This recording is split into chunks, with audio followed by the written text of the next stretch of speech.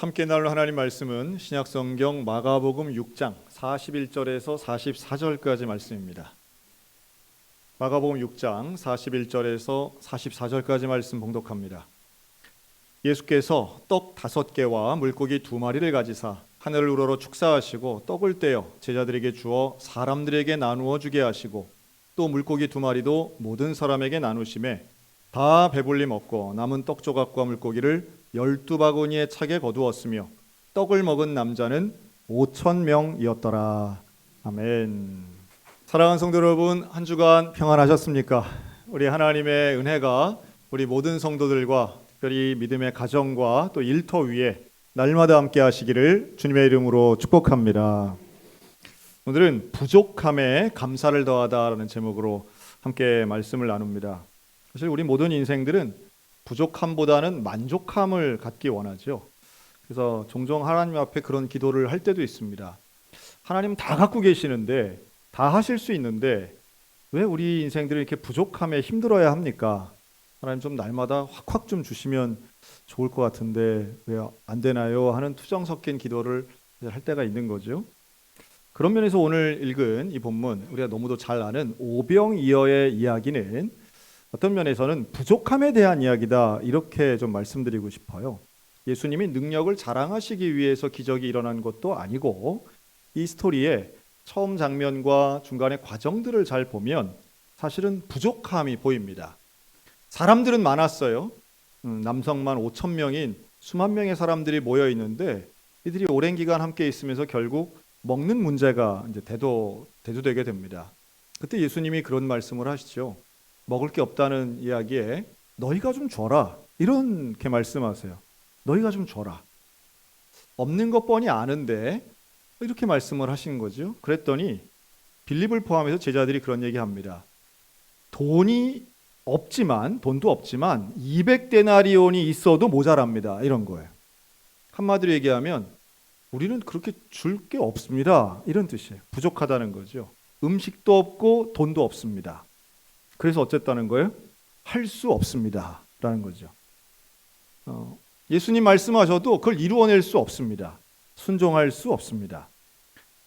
오히려 제자들의 믿음과 순종이 역시 부족한 것, 객관적인 사실로는 돈도 없고 먹을 것도 없지만 제자들의 태도나 또 여론도 부족하기 짝이 없었습니다. 그때 예수님이 두 번째 말씀하시죠. 그럼 너희가 가지고 있는 건 뭐냐? 너희에게 있는 걸 좀 나눠줘라. 그랬더니 안드레가 어린아이의 도시락을 하나 가져옵니다. 어린이가 내놓은 거죠. 그럼 이 오병이어의 스토리는요, 사복음서에 다 기록이 되어 있습니다. 그래서 마태마가 누가 요한 복음서에 있는 걸 정리하면 그렇게 나와요. 그래서 안드레가 도시락 하나 가져오는 거죠. 떡 5개, 물고기 2마리. 근데 이거 가져와서는 뭐라 그러냐면 요거밖에 없습니다. 근데 이걸로 뭘 하겠습니까? 이걸로 안 됩니다 라고 말합니다. 그렇죠. 그거 가지고 어떻게 다 먹겠습니까? 그러니까 부족함에 대한 이야기예요. 우리는 지금 돈이 없고 우리는 가진 게 없고 있는 거는 너무 적어서 이걸로는 택도 없습니다. 그때 예수님이 야, 도시락 더 없냐? 뭐 이렇게 말씀하지 않으시고요. 뭐 있는 거 한번 더 모아봐, 이렇게도 말씀하지 않고 현재 있는 것, 가져온 것, 그 떡 5개와 물고기 2마리를 들고 하늘을 우러러 축사하셨다라고 하는 게 오늘 읽은 말씀이에요. 근데 이 축사라고 하는 부분을 현대인의 성경을 보면 이렇게 기록합니다. 예수님께서는 빵 5개와 물고기 2마리를 손에 드시고 하늘을 우러러 감사의 기도를 드리신 다음, 이렇게 나와요. 즉 이 축사는 하나님을 향한 감사의 기도였다는 거죠. 하나님, 이거 있어서 참 감사합니다. 떡이 5개 있어서 감사합니다. 물고기 2마리가 있어서 감사합니다. 여러분, 이 예수님의 태도는 제자들의 모습과는 사뭇 다릅니다. 제자들은 아주 합리적이고 정확한 계산을 합니다. 계산이 틀리지 않아요. 그리고 그걸 가지고 할 수 없다고 하는 것도 우리가 충분히 이해할 수 있습니다. 우리들의 모습이니까요. 그러나 예수님은 할 수 있고 없고가 중요한 게 아니라 감사의 태도를 우리에게 본을 보이십니다. 저는 이 부족함에 대한 2가지 시각이 있다고 봅니다. 사람들은 다 부족함이 있잖아요. 근데 예를 들어 집이 가난하다. 부족하죠. 돈이 없는 건 분명히 부족한 일입니다. 근데 그것 때문에 나는 가난하게 살지 않을 거야. 뭐 이런 식의 생각을 하면서 열심히 노력을 하고 공부를 하고 오히려 그것 때문에 더 동기 유발이 되는 분들이 있고요. 그 부족함 때문에 집이 나를 도와주지 않아서, 부모가 나를 지원해 주지 못해서, 우리 집은 가난해서 그래서 나는 못해, 안 해, 그래서 나는 안 돼 라고 한다면 그것은 절망과 포기의 명분이 되기도 하더라는 거예요. 상황은 비슷한데 사람들이 보여주는 태도는 다를 때 저 차이가 뭘까 하는 생각을 합니다. 여러분, 부족함이라고 해서 항상 나쁜 것만도, 또 때로는 너무 좋은 것만도 아니죠. 중요한 건 그걸 어떻게 대하느냐라고 하는 것입니다. 저는 목회하면서도요, 역시 마찬가지예요. 이 부족함에 대해서는 우리는 항상 부정적으로 많이 봅니다. 연말쯤 되면 이제 사역에 대해 내년을 또 준비하고 할 때 이런 얘기들 많이 하시죠. 아유, 목사님, 저는 시간이 부족해서 못합니다. 아유, 목사님, 저는 건강이 부족해서 어렵습니다. 아유, 그런 건 물질이 부족해서 힘들어요. 다 맞는 얘기라고 봅니다. 그래서 저는 이런 얘기는 한 번도 못 들어본 것 같아요. 목사님, 저는 건강해서 그 일을 못 하겠습니다. 아, 목사님, 저는 시간이 너무 많아서 나는 그거 어렵습니다. 나는 돈이 많아서 그런 일 하기 싫어요. 이런 얘기는 한 번도 못 들어본 것 같아요. 우리는 언제나 부족함을 이유로 거절하거나 못하죠. 제자들의 모습과 비슷해 보입니다. 그렇다면 오늘 본문에 나오는 이 부족함, 또 하나님이 우리에게 허락하시는 부족함의 진짜 의미는 뭘까요? 저는 이렇게 좀 말씀드리고 싶은데요. 여러분, 부족함을 경험하면 우리의 시야가 좀 다릅니다. 달라지게 돼요. 그래서 부족한 상황이 되면 보는 게 좀 달라집니다. 그러니까 내 입장인 거죠. 시각이라고도 보고 견해라고도 할 수 있는데 이게 좀 달라집니다. 평범했던 것이 비범해진다고 말씀드리고 싶고요. 일상의 삶이 특별해진다라고도 볼 수 있습니다. 우리가 지난 코로나 기간 중에 사실 그 이전과 이후가 많이 달라졌다는 것은 다름 아닌 우리 마음이 위축이 되고 우리의 모습이 달라지면서 그 전에 있던 일상이 상당히 소중하구나, 이런 거 우리 지난 몇 년간 깨달았잖아요. 여러분, 병이 들어서 병원에 입원한다고 생각해 보십시오. 그러면 내가 그게 마음대로 먹던 게 이게 보통 일이 아니었구나, 그거 정말 축복이었구나 하고 새롭게 깨닫습니다. 지난달 10월 26일 경상북도 봉화에 있는 한 아연광산이 무너져 내렸습니다.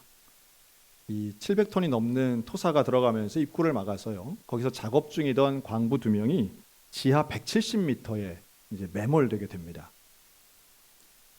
당시로서는 이 두 분을 구조하기 위해서 최선을 다하고 이제 들어가죠. 결국 이제 구조가 됐는데요. 제가 보면서 기사를 보니까 이렇게 매몰 사고에서 구조하는 게 이게 보통 일이 아니더라고요. 이게 돈도 많이 들지만 상당히 과학적 접근이 있어야만 가능한 일이더라고요. 무슨 폭탄을 터뜨릴 수도 있는 게 아니고요. 작은 구멍을 뚫는 것도 사실은 그 안에 내시경 카메라를 집어넣어야 되는데, 그래서 카메라로 상태를 보고 필요한 것도 전달하고요. 근데 여기에 음향 탐지기가 동원되고 비파괴 분석이 동원되고 상당히 수준 높은 과학 기술들이 총동원돼야 결국은 지하에 있는 분들을 꺼낼 수 있는 겁니다. 그리고 이런 매몰 사고가 나면 그런 기사들이 쏟아져 나오죠. 이럴 때 생존할 때는 3가지가 필요하다고 하더라고요. 물이 있어야 되고, 물과 공기가 반드시 있어야 되고, 본인의 생존하겠다라는 의지가 있어야 되고, 그리고 그 안에서의 계획적인 삶이 있어야 된다 합니다. 그 제한적인 자원을 이렇게 막 배분해서 나갈 수 있어 하면서 이게 먹는 게 있어야 되는데, 이 두 분이 이제 그런 삶을 사신 거죠. 그 중에 한 분, 62세 박정하 씨, 이분이 이제 최근에 많이 인터뷰를 했는데, 그래서 그 과학기술 또 안에서의 생활 신비롭고 대단했는데, 그런데 국민들의 관심을 끈 거는 색다른 단어죠. 그게 바로 커피 믹스였습니다. 그래서 다들 노란색이냐 하얀색이냐 동서식품 거냐 어디 네슬레 거냐 자기들끼리는 난리가 났던데요. 이제 우리 얼마 전까지만 해도 대형마트에서 제일 많이 팔렸던 품목은 바로 이 커피 믹스였고요. 아마 오늘 오신 분들 중에도 즐겨 드시는 분들 꽤 되실 겁니다. 건강에 도움이 되니 악화되니 이런 얘기들도 많이 있지만, 분명한 건 노동의 현장에서 커피 믹스는 기분을 좋게 하고 또 어떤 기호식품으로서의 역할을 톡톡히 하죠. 근데 이번 사건을 통해서 이 두 분이 그 안에 있던 열을 221시간이었었는데요.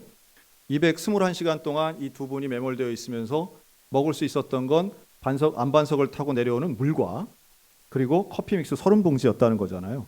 근데 그걸 가지고 이 두 분이 잘게 나눠가지고 식량으로 먹어서 결국 구조될 때, 열흘 만에 구조될 때 이 두 분이 걸어서 나왔습니다. 그래서 이제 다들 커피 믹스가 기호식품인 줄 알았더니 비상식량이구나 뭐 이렇게 하는, 우리 생존을 돕는구나 했어요. 아마도 이 두 분은 왜 그게 30봉지나 갖고 있었을까요? 평소에도 먹었기 때문이죠. 평소에는 아주 쉽게 그냥 뭐 아무 생각 없이 하루에도 몇 잔씩 아마 드셨을 거예요. 제가 아는 어떤 분은 너무 그걸 좋아하셔가지고 물이 없으면 그냥 비타민 먹듯이 이렇게 드시는 분도 제가 본 적이 있는데요. 뭐 개인의 기호라고 생각이 듭니다. 그런데 그런 가운데에 분명히 사고 이전에는 그런 믹스커피 한 잔은 이분들에게는 그냥 일상이었을 거예요. 하지만 한정된 그 밑에서 아무것도 먹을 게 없는 극단의 부족함의 상황에서는 커피 믹스는 얼마나 소중했겠어요. 그거 보는 눈이 달라졌겠죠. 아마도 이후에 구조돼서도 마찬가지더라고요. 경북 도지사가 막 믹스를 한 박스씩 선물하던데 아마도 그분들은 커피 믹스 볼 때마다 좀 달랐을 겁니다. 당시에는 이태원 참사와 겹치는 구조됐던 시기가 겹쳐서 국민들이 마음껏 막 좋아하고 그런 분위기는 아니었지만 사람의 생명 참 소중하고, 그런데 그런 부족함의 경험을 하면 보는 게 분명히 다른 건 확실한 것 같아요. 성경에도 그런 인물들이 나오죠. 가진 것 다 빼앗기고 이제는 형 에서의 눈을 피해서 도망치던 야곱이 있었습니다. 야곱이 길에서 정말 외롭고 가진 것도 없고 어떻게 해야 될지 모르는 두려움과 외로움 가운데 그는 길에서 잡니다. 노숙을 해요. 그때 길에서 자면서 그는 돌베개를 뱁니다. 정말 극단적인 부족함의 순간이죠. 그가 베었던 돌베개, 그런데 그곳에서 그의 눈이 달라집니다. 그가 보는 시각이 달라져요. 놀랍게도 하늘의 문이 열리고 천사가 사닥다리를 타고 오르락내리락 하는 놀라운 장면을 보게 됩니다. 꿈 같지요? 야곱에게 있어서는 그 부족함의 순간 오히려 영안이 열리고 하나님을 보는 시간이 되더라는 거예요. 그의 인생에서는 보는 게 달라요. 그래서 오죽하면 창세기 28장 16절에서 야곱이 이런 고백을 합니다. 여호와께서 과연 여기 계시거늘 내가 알지 못하였도다. 부족함이 없을 때는 하나님에 대해 귀로만 듣고 알긴 했지만 본 적이 없어요. 그런데 부족함을 경험했더니 하나님을 보게 되더라는 거예요. 왜 그럴까요? 그 부족함이 내 마음이 가난해지고 하나님만 의지하게 되고 하나님을 향한 내 시각이 전혀 달라지기 때문입니다. 그래서 그에게 있어서 돌베개를 베고 잤던 그곳은 베델이 됩니다. 베델은 하나님의 집이란 뜻이죠.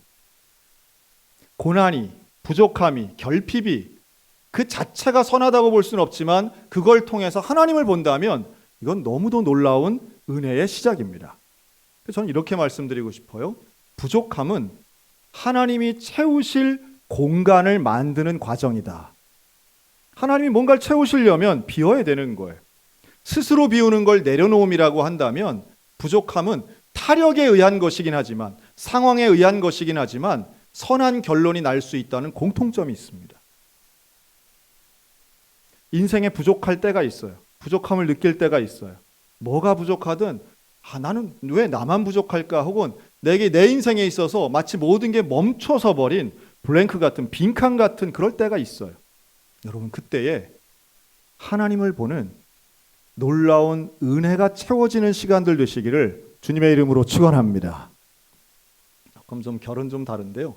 제가 최근에 한 목사님의 그 본인의 사례를 좀 들은 적이 있어요. 우리 지금의 한국 개신교인들이 되게 좋아하시는 목사님인데요. 그 만나교회 김병삼 목사님이라는 분 계십니다. 지금은 뭐 유튜브나 아니면 이런데 영상으로 설교가 됐을 때 제일 많이 보시는 본 중에 하나죠. 되게 분당에서 사역하시는 분들 중에 그런 분들 좀 계신 것 같아요. 그런데 이 김병삼 목사님은 물론 이제 아버지가 목회하셨던 교회를 이어서 지금 목회하시곤 하지만 일찍부터 개척하셨던 분이에요. 근데 이분에게는 본인이 말씀하시는 거예요. 콤플렉스가 하나 있었다는 거예요.